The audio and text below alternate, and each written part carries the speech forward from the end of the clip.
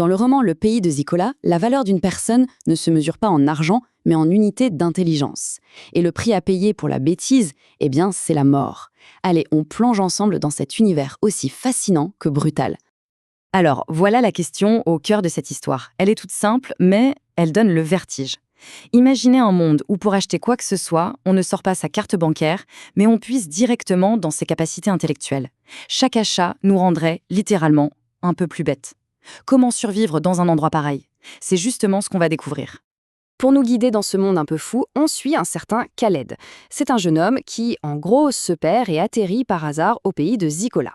Le problème, c'est qu'il ignore absolument tout des règles locales. Et cette ignorance, elle pourrait bien lui coûter très très cher.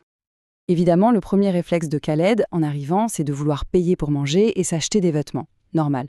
Sauf que, quand il sort ses billets, les gens le regardent avec de grands yeux. Pour eux, ce n'est que du papier coloré sans aucune valeur.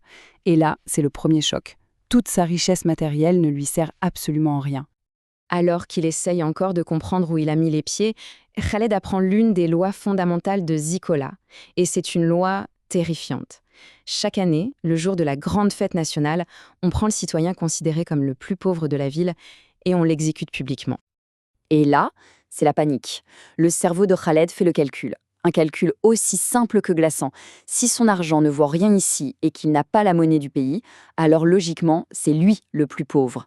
La conclusion tombe comme un coup près. Il sera la prochaine victime. On passe au lendemain matin. Khaled se réveille et c'est la fête partout dans la ville. C'est le fameux jour de Zikola, une célébration immense qui, à première vue, a l'air joyeuse et pleine de vie. L'ambiance est vraiment idyllique.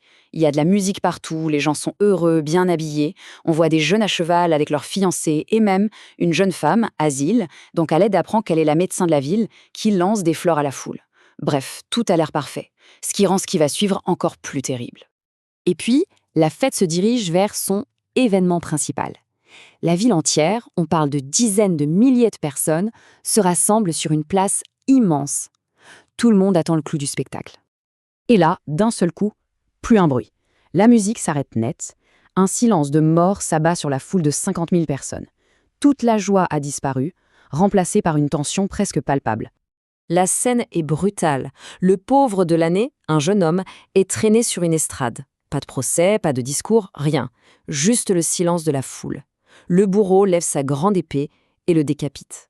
C'est une exécution publique, rapide, efficace, et le pire, c'est que ça semble terriblement normal pour les habitants. Mais le véritable choc, il arrive juste après. À la seconde où la tête tombe, la foule explose. De joie, la musique reprend de plus belle et la fête continue comme si de rien n'était. Seul Khaled reste là, figé, tremblant, incapable de comprendre comment on peut célébrer un truc aussi barbare. Complètement bouleversé, Khaled va voir ses nouveaux amis, Yamen et Eyad. Et il n'a qu'une seule question à la bouche. Pourquoi? Comment est-ce possible? Comment une société entière peut faire la fête après avoir tué un homme simplement parce qu'il est pauvre?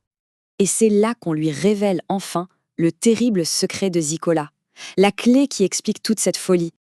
La révélation est à la fois simple et terrifiante. À Zikola, la monnaie, ce n'est pas l'argent, c'est l'intelligence. Chaque transaction, chaque achat est payé en cédant une partie de sa propre intelligence au vendeur.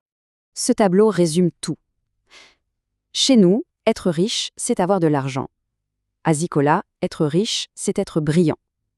Et donc, être pauvre, ce n'est pas manquer d'argent, c'est être le moins intelligent. Et la stupidité, comme Khaled vient de le voir, c'est un crime puni de mort. Maintenant que le secret est connu, l'histoire prend une tournure encore plus angoissante pour Khaled.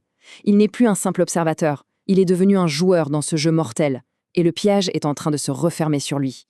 Yamen lui annonce une nouvelle effroyable. La seule porte qui permet de sortir de Zikola vient d'être fermée, et elle ne rouvrira que dans 1 an jour pour jour. Khaled est piégé, il ne peut plus s'enfuir. Khaled essaye de se rassurer en se disant qu'il n'a rien dépensé vu qu'il n'a pas leur monnaie. Mais ses amis lui expliquent la sinistre vérité. À Zikola, pas besoin de sortir un portefeuille. Les transactions sont invisibles, automatiques. Les unités d'intelligence sont prélevées directement de son esprit, sans qu'il s'en rende compte. Et voilà, le choc final. Chaque acte de survie, même le plus basique qu'il a accompli depuis son arrivée, le repas qu'il a mangé, l'eau qu'il a bu, les vêtements qu'il a achetés, tout ça lui a coûté de précieuses unités de son intelligence. Sans le savoir, il s'est appauvri à chaque instant. L'observation de Yamen est la confirmation la plus terrible. Il a remarqué que Khaled a déjà l'air un peu différent. Ses dépenses involontaires ont déjà un effet visible, le système fonctionne et Khaled en est la preuve vivante. La question qui se pose est donc vertigineuse.